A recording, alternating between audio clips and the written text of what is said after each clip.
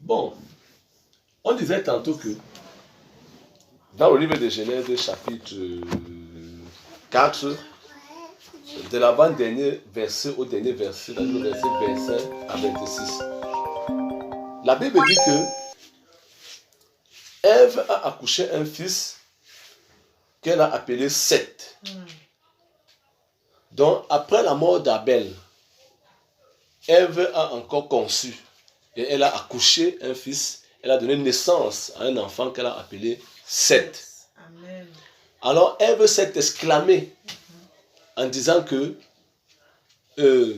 Dieu l'a fait retrouver le Abel que Caïn l'avait fait perdre. Donc, selon Ève, c'était que Seth était le remplaçant d'Abel. Bon, dans nos mœurs aussi, soit africaines, je ne connais pas comment ça se passe ou comment ça s'est passé en Occident autrefois. Mais ici, chez nous, en Afrique, au Cameroun en particulier, quand une maman perdait l'un de ses enfants, bref, quand une famille perdait un enfant, et que après le parent concevait, la maman concevait et accouchait, l'enfant qui naissait là, on disait que c'est l'enfant qui est mort qui est revenu. Donc c'est dans cette mentalité-là que les gens ont adopté venant de Ève. Or, en fait, le langage de Ève était un langage païen. On se comprend un peu? Amen. Un langage comment? Païen. C'est pourquoi je dis encore, à partir du péché d'Adam et Ève, le serpent a donné aux hommes un langage dogmatique. Donc, ce qui fait que ce langage païen a contribué au développement du monde et de la mentalité humaine. Tu comprends un peu? Amen. Donc, au moins à 95%, le langage humain a été développé à partir du langage du serpent, dans le péché d'Adam et Ève. Amen. Parce que ça, c'est ce langage que le serpent avait introduit en eux pour qu'ils puissent s'exprimer différemment du langage de Dieu. On se comprend un peu? Amen. Alors, certains pasteurs disent que dans certaines églises, il a enseigné ainsi que Ève avait prié Dieu et que Dieu l'avait donné cet enfant-là, Seth. Mais c'est faux. Ève n'avait pas prié Dieu.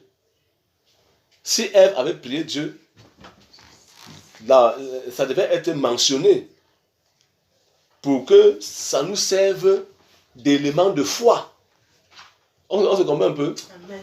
Pour que ça nous serve d'élément de foi. Or, en ce moment, la prière n'existait pas encore. Ève était constituée entièrement du péché. Amen. Donc tout ce qu'elle pouvait exprimer de sa bouche ne pouvait qu'être le péché.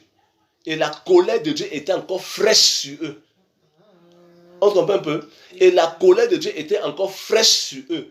Donc je vais même te dire que ce que Ève disait là avait énervé Dieu. Parce que quelqu'un qui s'exprime selon Dieu ne peut pas dire des choses comme ça là. Amen. Amen. Elle a accouché un autre enfant. Cet enfant ne doit pas incarner Abel. S'il faut que cet enfant incarne Abel, il faut que c'est Dieu qui nous parle. Parce que la parole de Dieu en ce moment-ci et dans tous les siècles, la parole de Dieu est plus crédible que la parole de l'homme. Donc on s'en tient à la parole de Dieu. Écoute ce que le livre de Romains chapitre 1 dit. Romains chapitre 1 verset 20. La Bible dit, oui, en effet, les perfections invisibles de Dieu, sa puissance éternelle et sa divinité se voient comme à l'œil depuis la création du monde quand on les considère dans ses ouvrages. Alors, donc c'est dans les ouvrages de Dieu, dans la Bible, dans la parole de Dieu, en fonction des histoires qui sont racontées et les personnages que Dieu nous présente, c'est-à-dire que la nature spirituelle des personnages que Dieu nous présente, que nous devons considérer ce qui vient de Dieu ou ce qui ne vient pas de Dieu. Amen. Amen. Donc Dieu ne nous a rien caché. Dieu nous montre tout ce qui constitue l'élément de foi pour que nous puissions copier l'exemple de cet acteur biblique. Amen. Amen. Et Dieu nous montre de l'autre côté ce qui est un élément de péché pour que nous puissions éviter même de tenir ce genre de langage-là ou de poser ce genre d'acte-là. À l'exemple même de Judas l'Iscariote. Amen. Amen. Donc nous considérons ce qu'on a vu écrit, ce qu'on lit. Alléluia. Amen. C'est ce que la Bible dit. En effet, les perfections invisibles de Dieu, sa puissance éternelle et sa divinité se voient comme à l'œil. Écoute bien. Se voient comme à l'œil. Donc ce que l'œil voit, et ce que la bouche doit exprimer. Alléluia. Amen. Quand on les considère, Ça se voit comme à l'œil. Depuis la création du monde, les choses de Dieu se voient comme à l'œil. Il dit qu'il ne faut pas seulement être intellectuel, ainsi de suite. D'abord, l'intellectuel, c'est un aveugle dans les affaires de Dieu. Amen. On n'a pas enseigné Dieu à l'école. On n'a pas enseigné les principes de Dieu à un intellectuel à l'école. Jamais de la vie, que ce soit dans les églises catholiques ou dans les écoles catholiques ou dans les écoles protestantes ou islamiques, jamais de la vie enseigner les principes de Dieu. C'est la philosophie, point. Amen. Amen. La science humaine, point. Alléluia. Amen. Alors, les choses de Dieu se voient comme à l'œil depuis la création du monde. C'est-à-dire que depuis Adam et Ève, jusqu'au jour où Ève s'est exclamée, Amen, Amen, que l'enfant qu'elle a accouché, c'est Abel qui est revenu. Tu comprends un peu ça? Si Ève avait prié, ça devait être mentionné que Ève avait prié. Alors, quand on est considéré dans ces ouvrages, Amen. Amen. Donc nous considérons ce qui est écrit, ce qui est mentionné. C'est ce que Romains chapitre 1, verset 20 dit. On se comprend un peu? Amen. Bon, maintenant, la parole de Ève, disant que c'est Abel qui est revenu, que c'est Abel qui est revenu. C'est la parole d'une femme, d'une pécheresse. D'une pécheresse. D'une personne qui est constituée du péché. On se comprend un peu? Amen. Donc sa parole ne doit pas m'impressionner. Et Ève n'a pas prié. Ça, ce n'est pas une prière. Pourquoi? Parce que premièrement, le nom de Dieu n'était pas encore invoqué. On prie quand le nom de Dieu est invoqué. Amen. La prière commence quand le nom de Dieu est invoqué. Ici, quand on étudie le sens de la parole d'Ève, la parole d'Ève avait un sens exclamatif. Elle s'était exclamée, elle avait exclamé la joie d'avoir mis au monde un nouveau fils, un nouvel enfant. Amen. Amen. Et c'est donc cette joie qui l'a amené à s'exclamer en disant que cet enfant, c'est Seth. Seth est le Abel que Caïn l'a fait perdre. C'est une exclamation. Ce n'est pas une déclaration. Le sens déclaratoire dit quelque chose de précis. Amen. Amen. Quelque chose de précis.